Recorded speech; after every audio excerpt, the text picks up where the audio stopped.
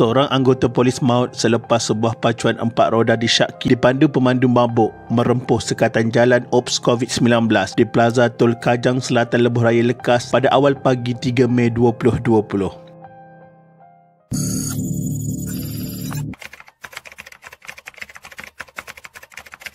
Dalam kejadian jam 2.11 pagi itu, Korporal Safwan Muhammad Ismail, 31 tahun, meninggal dunia di lokasi akibat kecederaan parah di kepala dan badan.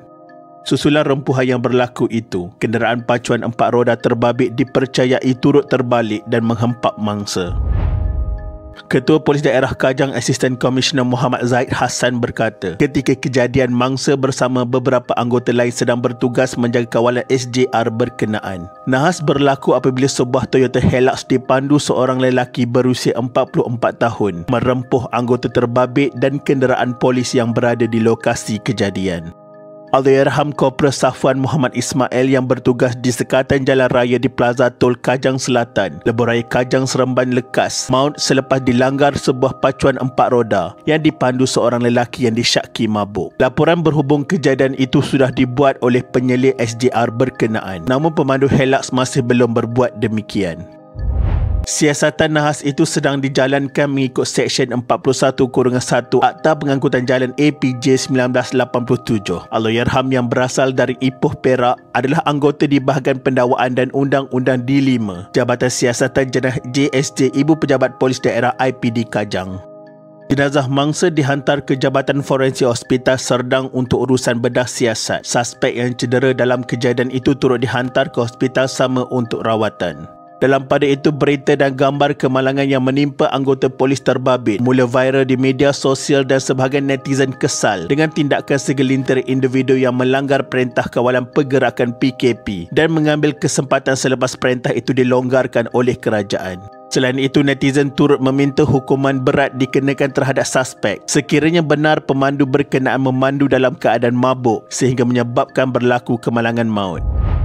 Sementara itu, Yang di-Pertuan Agong Al-Sultan Abdullah Riayatuddin Al-Mustafa Billah Shah dan Raja Permaisuri Agong Tunku Hajah Azizah Aminah Maimunah Iskandariah menzahirkan ucapan takziah kepada keluarga Allahyarham Korporal Safwan Muhammad Ismail. Istana Negara dalam satu kenyataan memaklumkan Seri Paduka berdua turut menzahirkan rasa sedih dengan pemergian Allahyarham Safwan dan berharap agar seluruh keluarganya bersabar dan tabah menghadapi dugaan ini. Jasa khidmat serta bakti Allahyarham sebagai anggota polis diraja Malaysia amat dihargai oleh Seri Paduka Baginda berdua. Seri Paduka Baginda berdua mendoakan semoga roh Allahyarham dirahmati Allah Subhanahu Wa Taala dan ditempatkan bersama para solihin.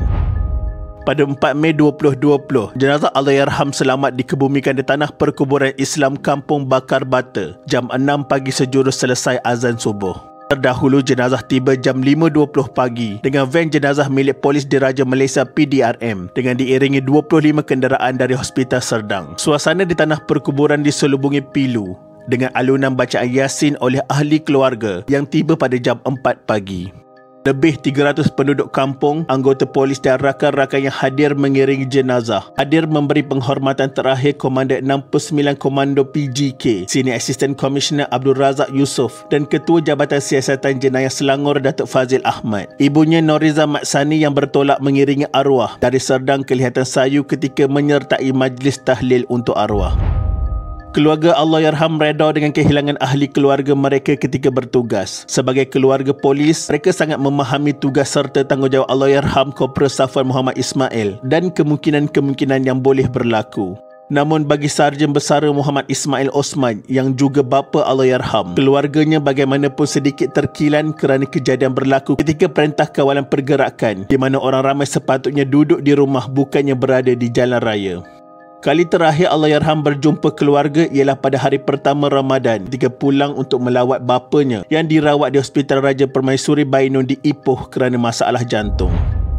Selain itu, salah seorang daripada rakan Allahyarham yang bertugas dalam operasi tersebut telah meluahkan rasa sedih di Facebook dan mendedahkan perbualan-perbualan akhir bersama Allahyarham.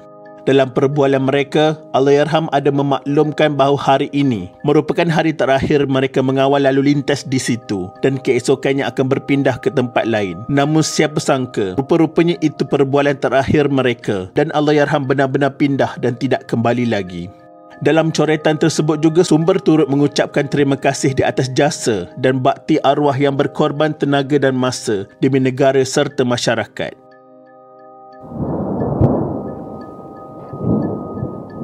Pada 3 Mei 2020, pemandu Toyota Hilux yang memandu dalam keadaan mabuk hingga merempuh mangsa telah direman 4 hari. Suspek berusia 44 tahun itu direman bagi membantu siasatan mengikut Seksyen 41-1 Akta Pengangkutan Jalan 1987. Ketua Jabatan Siasatan Jenayah Selangor, Senior Assistant Commissioner Fazil Ahmad, berkata buat masa ini siasatan akan dilakukan bahagian trafik terlebih dahulu mengikut seksyen berkenaan. Pada masa yang sama, pihak polis juga membuka kertas siasatan mengikut Seksyen 304 Kanun Kesesaan kerana dengan cuai menyebabkan kematian dalam kes terbabit. Suspek juga disiasat mengikut Seksyen 22-B Akta Pencegahan dan Pengawalan Penyakit Berjangkit 1988 Akta 342 kerana melanggar arahan Perintah Kawalan Pergerakan PKP. Setakat ini, reman 4 hari berkenaan membabitkan bahagian trafik dan pihak polis akan memohon untuk menyambung reman sebaik tempoh berkenaan tamat sekiranya perlu.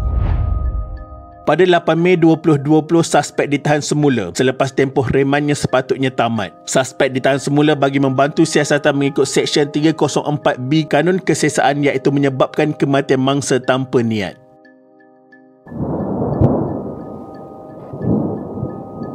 Pada 13 Mei 2020, suspek yang merupakan seorang ahli perniagaan telah didakwa di Mahkamah Seksyen. K. Kalachelvan, 44 tahun, mengaku tidak bersalah dan memohon dibicarakan sebaik pertuduhan terhadapnya dibacakan dalam bahasa Tamil di hadapan Hakim Muhammad Kafli Cik Ali.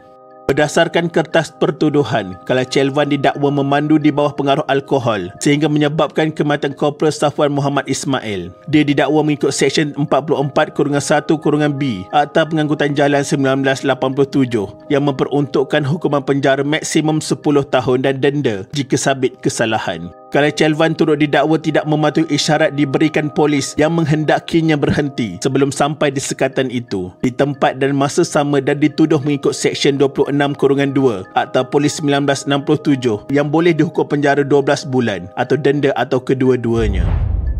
Tertuduh juga didakwa tidak memiliki lesen memandu yang membenarkannya memandu kenderaan itu di atas jalan raya di tempat dan masa sama. Pendakwaan terhadapnya dibuat mengikut Seksyen 26-1 Akta Pengangkutan Jalan 1987 yang boleh dihukum penjara maksimum 3 bulan atau denda atau kedua-duanya.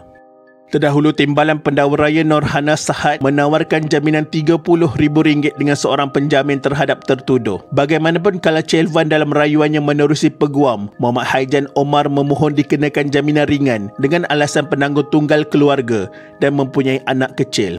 Mahkamah kemudian membenarkan tertuduh diikat jamin RM20,000 dengan syarat tambahan perlu melaporkan diri di Balai Polis dan menetapkan 18 Jun 2020 untuk sebutan semula kes. Sementara itu, di Mahkamah Magistrate, Kalachelvan mengaku tidak bersalah atas tuduhan bergerak dari satu tempat ke satu tempat yang lain dalam Perintah Pencegahan dan Pengawalan Penyakit Berjangkit, langkah-langkah di dalam kawasan tempat berjangkit 2020. Dia didakwa mengikut Seksyen Peraturan 11-1, peraturan sama yang memperuntukkan hukuman penjara maksimum 6 bulan atau denda atau kedua-duanya jika sabit kesalahan.